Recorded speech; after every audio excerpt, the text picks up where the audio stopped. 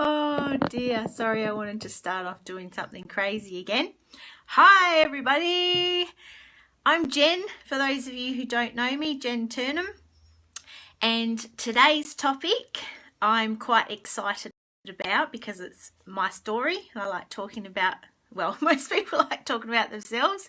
So today's topic is change takes courage, but who wants to know what happens on the other side of that fear? Because that's what I'm going to talk to you about today. So just a little bit about me. I'm passionate about using brain science and my psychology degree to help women fill their own cup first in order to be better versions of themselves. So better mothers, better sisters, better partners, better friends, whatever it is that you're hoping to achieve. I'm also the host of the free Facebook group Highly Sensitive Extroverts with Jen T. So if you, well, two qualifications here, I suppose. So if you are a highly sensitive person, HSP, for those who don't know, and you're an extrovert, for those who aren't really familiar with this territory, what it can often feel like is we don't fit the true extrovert mold. So we might feel like sometimes a rather introverted extrovert. And if that's you, then that means that you, just like me, are really unique, because we make up only about 6% of the population. So we have different struggles and different challenges. So that's why I created the Highly Sensitive Extroverts group to help. So if you are HSP and you're an extrovert, then we'd love to have you in the group. Now, today I've got something slightly different that I wanted to tell you about. So today I wanted to draw your attention to a free live masterclass that I'm running in a couple of weeks. And basically it goes through my simple 4-step pathway to live your ideal life. So the link to register for that is in the post attached to this video. Now, just to clarify, if you register for the masterclass and you're unable to make it live, you will get a link to watch the replay, but only if you register at the attached link. Okay, so today's topic again is change takes courage, but who wants to know what happens on the other side of overcoming that fear?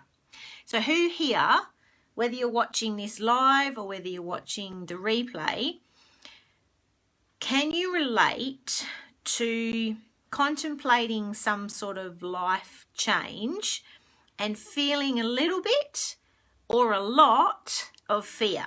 If that's you, then comment below, or if you're watching this on computer, comment maybe that side. So comment hell yeah to the fear if you've ever felt a little fear or a lot of fear when you're contemplating a change. So what I'm going to do today is I'm going to share my story of the scariest but the best decision of my life. I feel like I need a drum roll for that. But anyway, so let's first of all rewind the clock a few years back. I had a very successful career. I was the state manager of a leadership training company. So we used to deliver psychologically based leadership training programs. So my career was going gangbusters, but I felt like something was missing in my life. And I felt like one of our group members, Tracy, thanks for sharing, I felt like I was a hamster stuck on a wheel. So I know Tracy can relate to this. And I just felt like I was going round and round and round and just going through the motions, but not truly living. And I also felt like I knew there must be more to life than what I was experiencing. And the other thing was I had this secret dream that had been bubbling away inside of me. And for most of my life, I'd been too embarrassed to tell anyone about this secret dream. Now, the secret dream is, since I was about 12, that's my earliest memory of it, I wanted to be a singer on stage in front of an audience. Didn't have to be a huge audience. I wasn't interested in being a superstar. Just in a pub would be fine by me. The reason I was embarrassed to share this with people is a couple of reasons. First of all, I wasn't sure if I could actually sing. And my biggest fear was, you know how singing shows have absolutely taken off in recent years? Well, it's been quite a few years now. But you know how there's those people who get on the singing shows, they sing their heart out, but they can't hold a note. They sound awful.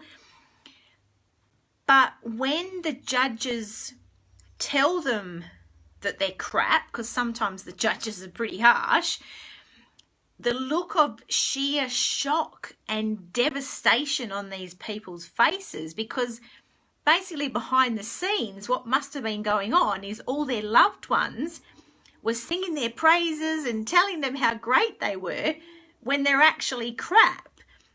So I'm sure you've all seen those people. But anyway, that was one of my biggest fears, is I didn't want to be one of those people who think they're bloody Celine Dion. They're really not. So that was one reason why I was embarrassed to share my dream. That's why I call it my secret dream with people. And the second reason is I was afraid to try in case it didn't work. And I also wasn't sure about, because what I decided was that in order to make it happen, I basically had to give up my career, because that was what kept getting in the way. And so I also wasn't sure how I was going to live with a lot less money than what I was used to. I planned on getting a part-time job, obviously, to help pay the bills, but I wasn't sure how that would go or what I was going to do. So I had all these fears and all these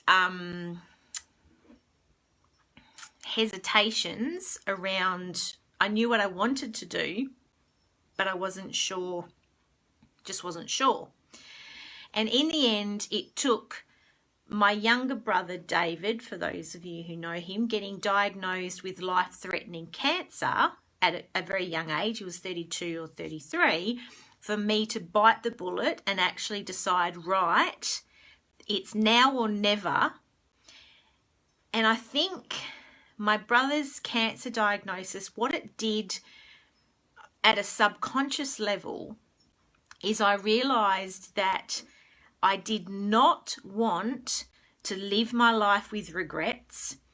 And once I started thinking about it, I also decided I did not want to get to old age and wish that I had at least tried to live my dream.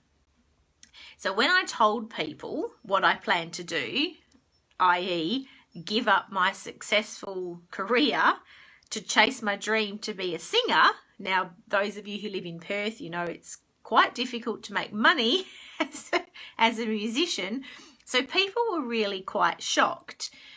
But I'd already decided that the only way to make it happen and for me to make it a priority was to give up my career, because that's what kind of was getting in the way. That's what was taking up all the time. That was draining so much of my energy.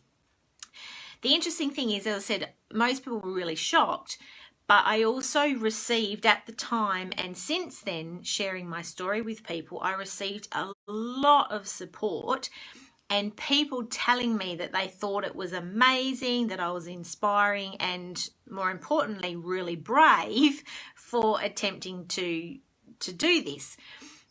So let's fast forward now about a year after I gave up my career and I started getting gigs acoustic duo gigs, so me and a guitarist.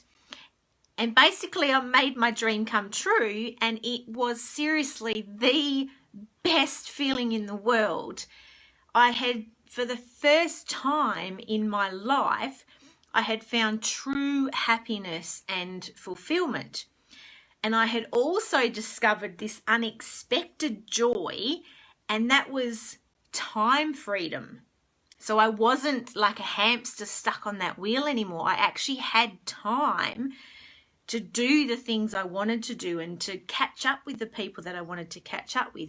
So I felt like for the first time in my life, I was truly living rather than just going through the motions. Now, I'm not saying that it was all an absolute dream and it was all smooth. It was a dream and it came true, but it wasn't all smooth sailing.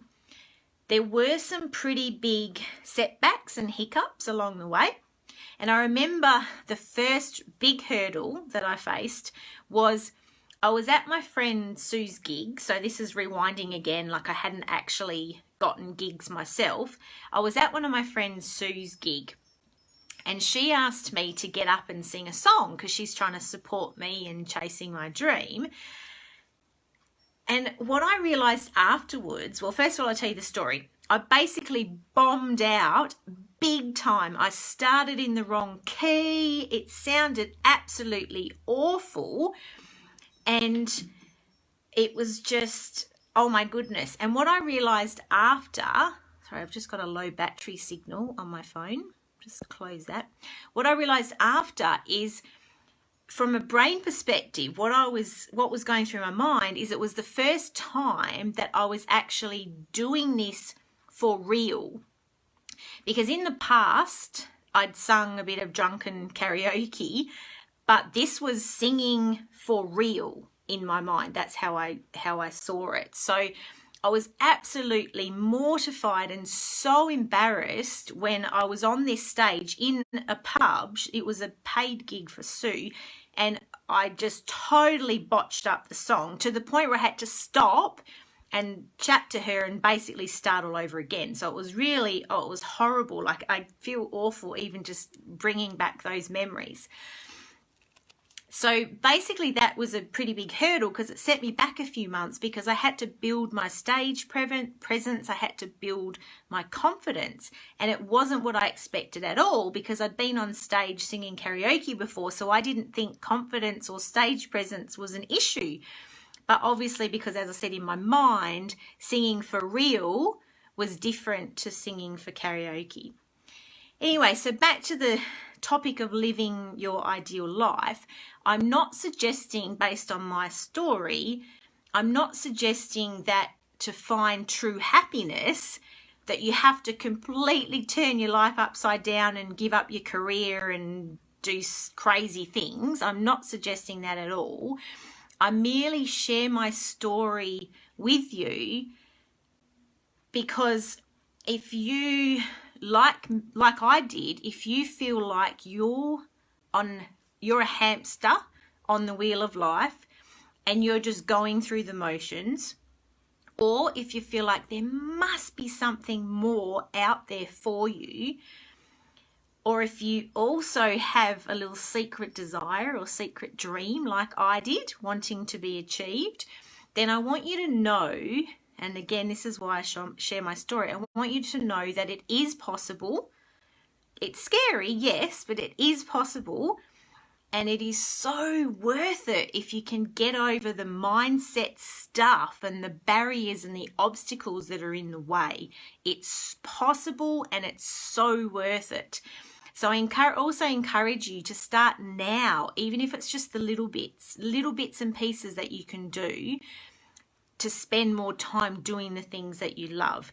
Please don't wait, because it might be too late. That's the worst case scenario. It might be too late for some of us. So that's pretty much my story. Thank you for watching this far.